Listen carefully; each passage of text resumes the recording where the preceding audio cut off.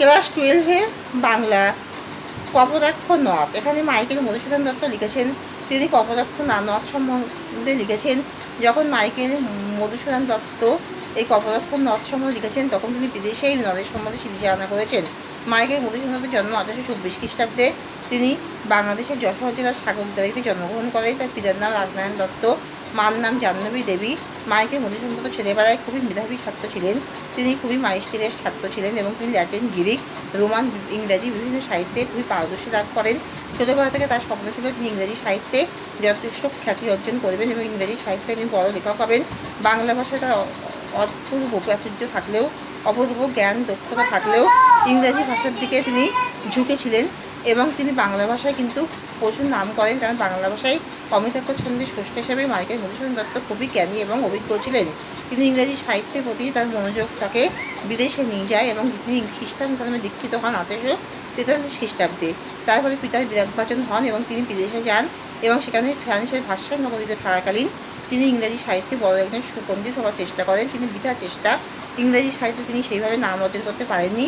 পরে তিনি নিজের ভুল বুঝতে পারেন যে তাকে যেন পুরোলক্ষ্মী স্বপ্ন দিচ্ছে যে ওহে এই বঙ্গদেশে যে অপূর্ব ভাষার ভান্ডার আছে, তুমি সেসব ছেড়ে দিয়ে কেন বিদেশে পড়ে আছো, কেন এই ভিক্ষার বৃত্তি করছো, বাংলা ভাষার প্রাচুর্য তুমি কেন গ্রহণ করনি। তিনি নিজের ভুল বুঝতে পেরেছেন এবং এই বাংলাদেশের প্রকৃতির অপূর্ব শোভামণ্ডিত স্মৃতি তাকে তাড়না করতো এবং এই কপোতাক্ষ নদ যেন তার স্মৃতির মণিকোঠায় উজ্জ্বল হয়েছিল। ছোটোবেলা থেকে কপোতাক্ষ নদের সাথে তিনি মধুসূদন দত্ত অনেক সময় কাটিয়েছেন এবং এই বাংলার এই কপোতাক্ষ নদকে তিনি বিদেশে থাকাকালীনও ভুলতে পারেননি। তার মধ্যে সবসময় কপোতাক্ষ নদ যেন ছবির মতন যেন ভেসে বেড়াচ্ছে এবং এই কপোতাক্ষ নদ এই বাংলার দেশে বয়ে বেড়াচ্ছে, যা মধুসূদনের মনের মধ্যেও যেন সে বয়ে বেড়াচ্ছে এবং এই কপোতাক্ষ নদের কলকল ধ্বনি যেন তিনি শুনতে পাচ্ছেন, তার কাল্পনিক শোভন যন্ত্রের মাধ্যমে তিনি যেন শুনতে পাচ্ছেন। এই কপোতাক্ষ নদকে প্রতি পদক্ষেপে তিনি মনে রেখেছেন।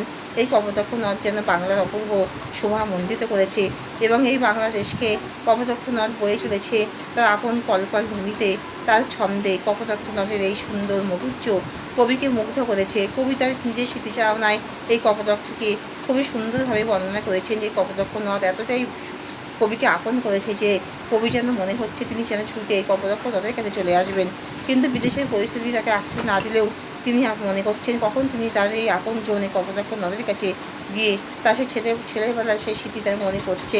কপোতাক্ষ নদ যেন আপন ছন্দে যাচ্ছে, বই বেড়াচ্ছে এবং তার সেই কলকল ধ্বনি সব প্রতি পদক্ষেপে মধুসূদন যেন শুনতে পাচ্ছেন। সেই ধ্বনির আহ্বান যেন কপোতাক্ষ নদের সে আহ্বান যেন মধুসূদনকে ডাকছে, আহ্বান করছে যে তুমি ফিরে এসো, তোমার এই বঙ্গভূমিতে ফিরে এসো। এখানেই শেষ করলাম। তোমরা সবাই কিন্তু লাইক অ্যান্ড সাবস্ক্রাইবটা কিন্তু দিয়ে দিও।